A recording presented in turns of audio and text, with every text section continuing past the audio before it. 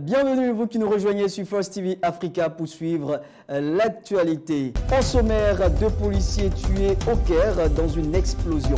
Ces policiers tentaient d'arrêter un terroriste qui posait une bombe près d'une mosquée.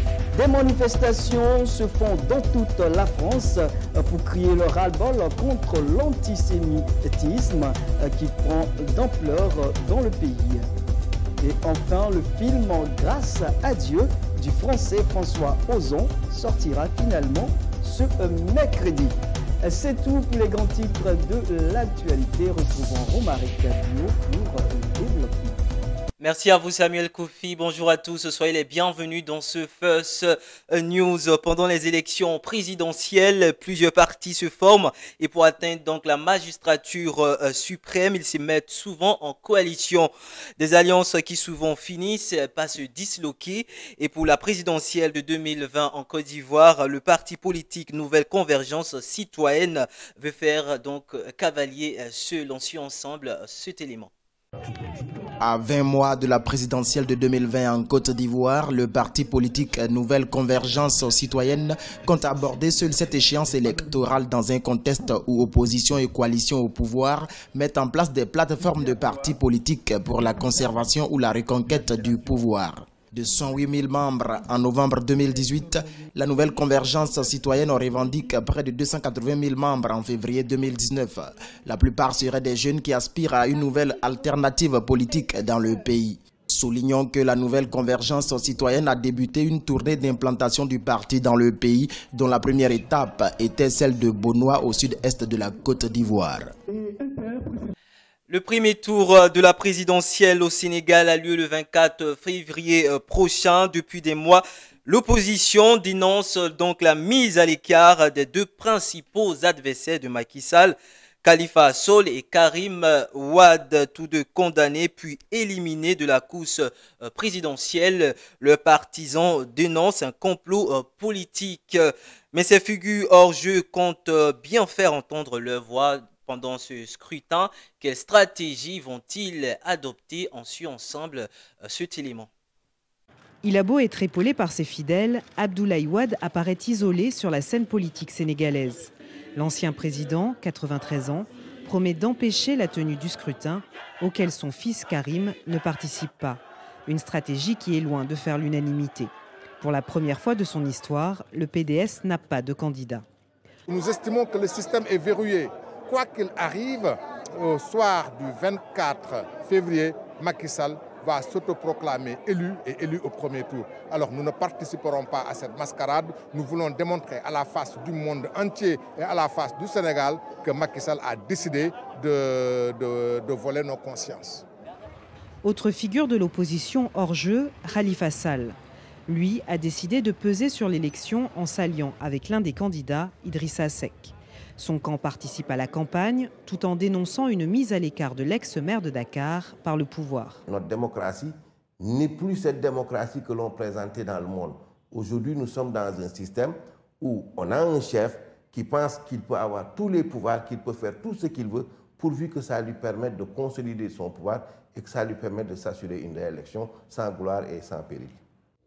Des accusations que rejette le ministre chargé de la communication. Le débat sur M. Karim Wade, M. Khalifa Sall, ce n'est plus un débat politique parce que la question a été réglée par la justice et nous n'avons rien fait pour éliminer qui que ce soit.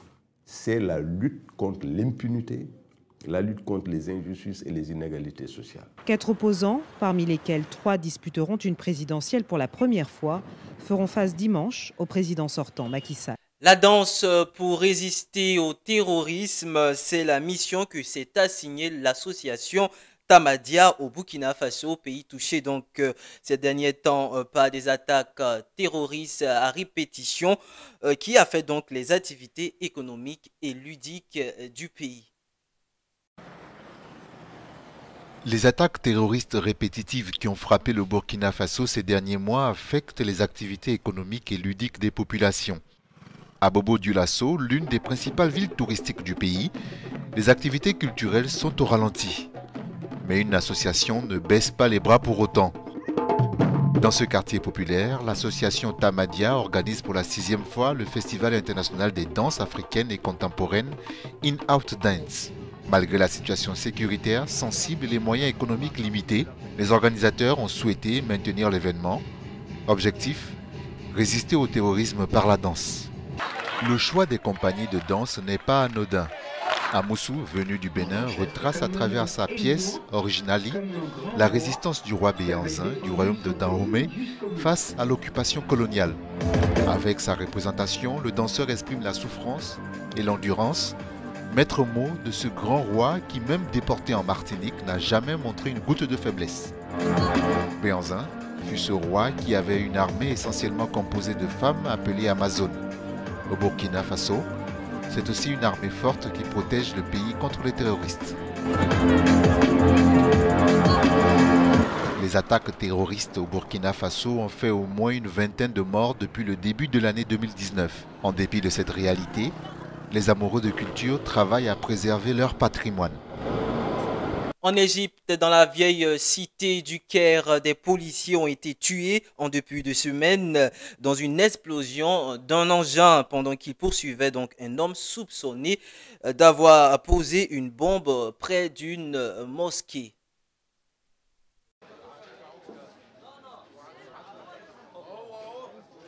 Au moins 3 morts et plusieurs autres blessés lorsqu'un engin transporté par une personne a explosé lundi au Caire, la capitale égyptienne.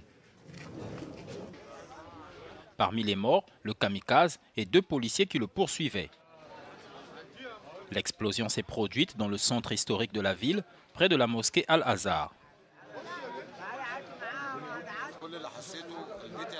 J'habite autour de la zone de l'explosion. Ma maison a tremblé.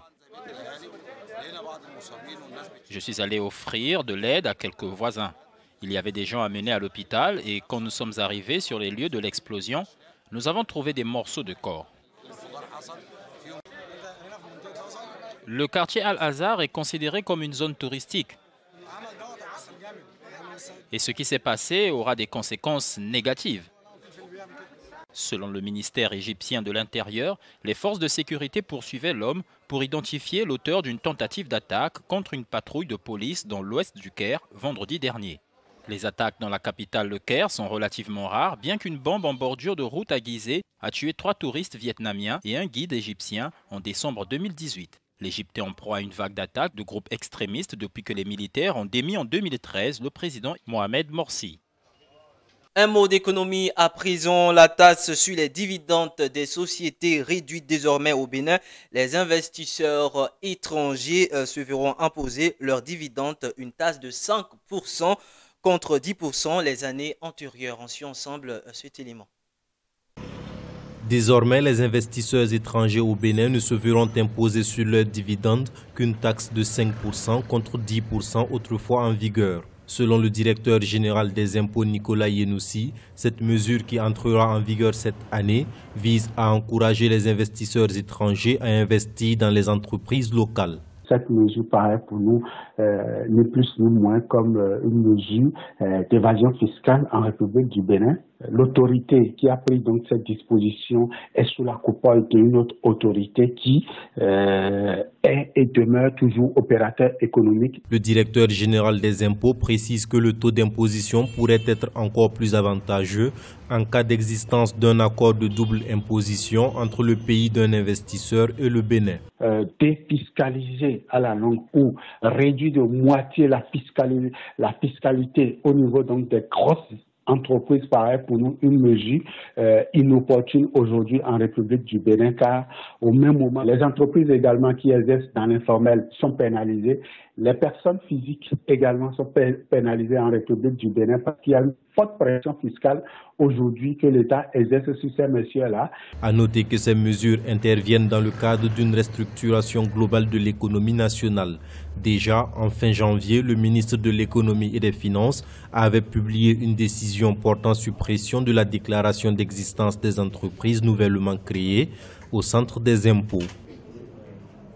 Toujours en économie, l'innovation est à l'honneur au Salon Promote 2019 à Yaoundé, le Salon international de l'entreprise, des petites et moyennes entreprises et du partenariat. Cette 7e édition a tenu toutes ses promesses avec 900 entreprises et environ 1 million de participants.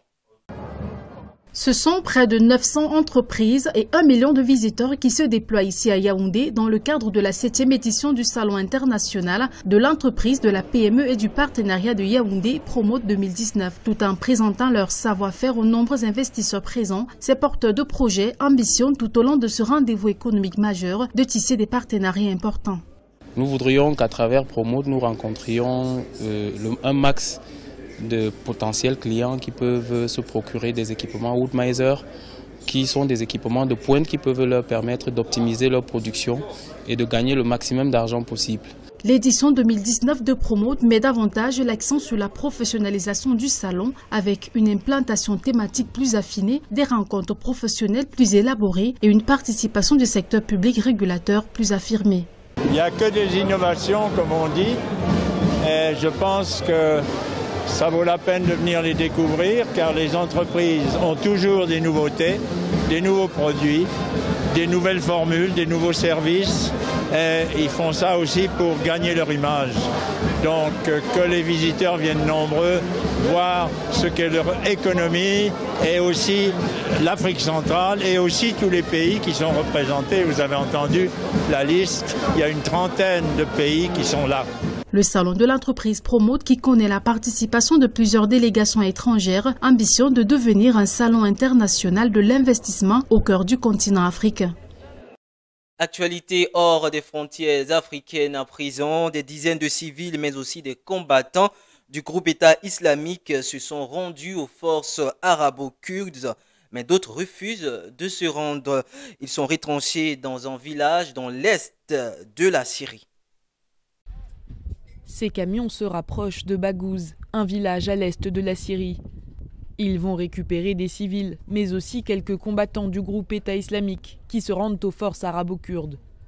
Depuis le mois de décembre, ce sont près de 40 000 personnes qui ont fui cette zone, dernier bastion des djihadistes. Aujourd'hui, l'organisation État islamique ne contrôle plus que quelques pâtés de maison et la plupart des combattants sont retranchés dans des tunnels. Ils tentent d'empêcher l'avancée des forces démocratiques syriennes, les FDS, notamment en enfouissant des mines.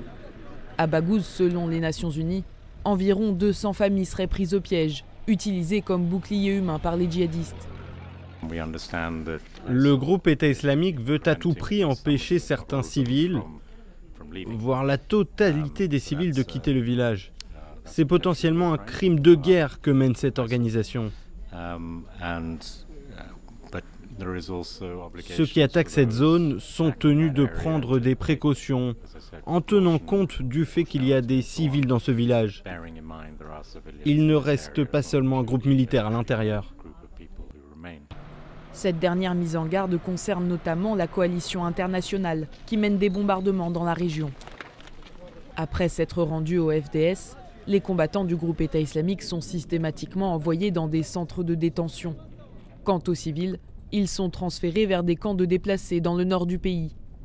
En 2014, l'organisation djihadiste avait proclamé un califat sur un territoire reliant la Syrie à l'Irak. Aujourd'hui en déroute, elle a perdu plus de 99% de la zone qu'elle contrôlait. La djihadiste Shamima Begum qui voulait donc rentrer au Royaume-Uni déchue de sa nationalité. La jeune Britannique ne pourra donc pas rentrer dans son pays. Elle avait rejoint l'État islamique en 2015. Sa demande de compassion a été donc rejetée par le gouvernement britannique. On en sait plus avec nos confrères de Euronews. Le gouvernement britannique a tranché. Shamima Begum va être déchue de sa nationalité. La jeune Britannique qui avait rejoint l'organisation de l'État islamique en Syrie quand elle avait 15 ans a demandé ce week-end l'autorisation de pouvoir rentrer au Royaume-Uni avec son bébé. La jeune femme a demandé de la compassion après avoir donné naissance à son 3e enfant dans le camp de réfugiés en Syrie où elle a fui les combats. C'est sous la forme d'une lettre reçue mardi par la mère de Shamima Begum que le ministère de l'Intérieur a informé de sa décision. La famille s'est dit déçue, mais le courrier souligne la possibilité de faire appel. C'est ce que compte faire son avocat, qui affirme examiner toutes les voies légales de contestation. Interviewée il y a quelques jours par Sky News, Shamima a déclaré ne pas vraiment regretter d'avoir rejoint la Syrie. Pour elle, l'expérience l'a rendue plus forte, mais après avoir perdu ses 2 premiers enfants, elle souhaite rentrer en Angleterre pour le bien de son nouveau-né. Ça m'a changée en tant que personne. Ça m'a rendue plus forte. J'ai épousé mon mari, je n'aurais pas trouvé quelqu'un comme lui au Royaume-Uni. J'ai eu mes enfants. Au départ, j'ai passé un bon moment, mais à la fin, les choses se sont compliquées, je n'en pouvais plus. Le cas de Shamima Begum illustre le dilemme auquel sont confrontés plusieurs gouvernements européens, entre interdire le retour de leurs ressortissants djihadistes pour des questions de sécurité ou leur permettre de revenir pour les traduire en justice. En France, un cimetière juif profané en Alsace, dans un village de 800 habitants situé à une vingtaine de kilomètres à l'ouest de Strasbourg. Le président français Emmanuel Macron s'est donc rendu sur le lieu pour témoigner donc de sa compassion. Au moins 70 sépultures d'un cimetière juif ont été profanées. Emmanuel Macron s'est engagé à agir, légiférer et punir. On prendra des actes, on prendra des lois et on punira. Mais la fin, c'est dans la conscience de chacune et chacun. Et la République, elle s'apprend et elle se porte. Ceux qui ont fait ça ne sont pas dignes de la République. Elle les punira.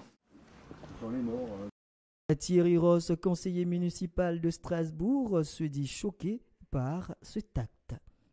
L'antisémitisme, c'est au quotidien en ce moment. Mais chaque jour je pleure, chaque jour je suis consterné, chaque jour je suis choqué, j'ai le souffle court, je dors mal. On ne s'y habitue pas. Accompagné également du grand rabbin de France, Ayam Korsia, et portant la kippa, Emmanuel Macron s'est recueilli devant plusieurs tombes. Des milliers de personnes se sont rassemblées à travers la France pour protester donc contre la multiplication des actes antisémites. Une cinquantaine de partis, associations, mouvements avaient donc appelé à faire front commun contre l'antisémitisme à l'initiative du premier secrétaire du PS, Olivier Faure.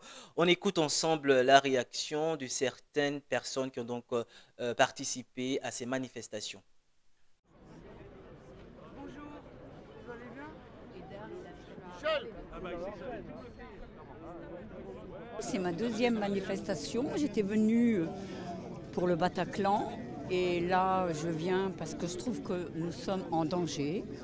L'antisémitisme monte de plus en plus et je pense qu'il faut qu'on soit tous unis, que tous les peuples soient ensemble, très solidaires, parce que ça ne peut pas continuer comme ça. Non, je ne me sens pas du tout en sécurité.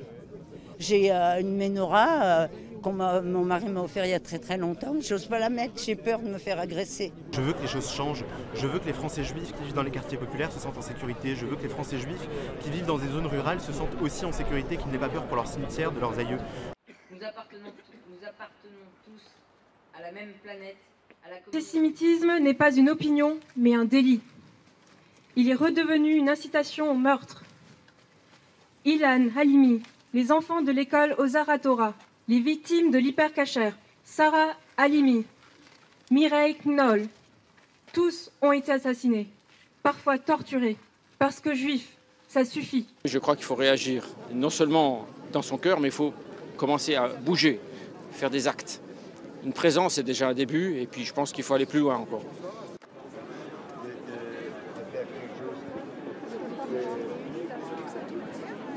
Toujours en France, la justice française a décidé de rejeter donc le report de la sortie du film Grâce à Dieu du réalisateur François Ozon sur les scandales de pédophilie dans l'Église catholique. Le film sortira finalement ce mercredi.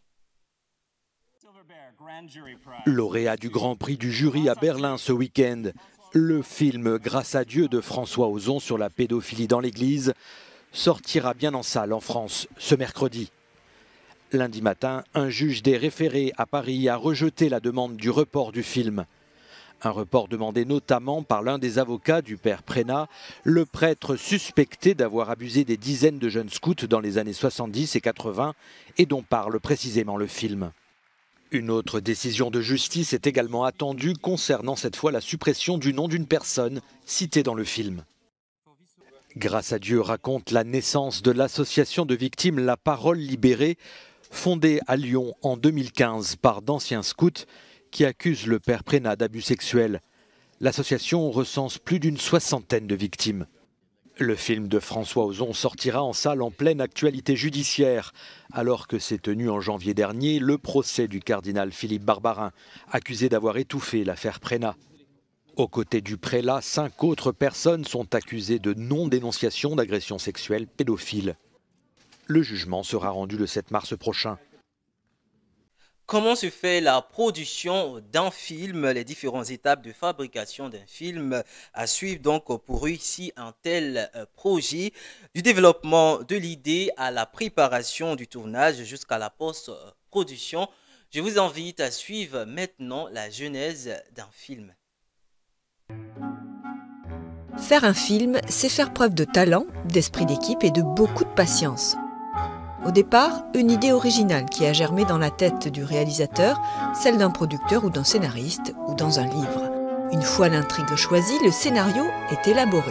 C'est ici que le producteur entre en scène. Avec son équipe, sa mission est de mener à bien la fabrication du film.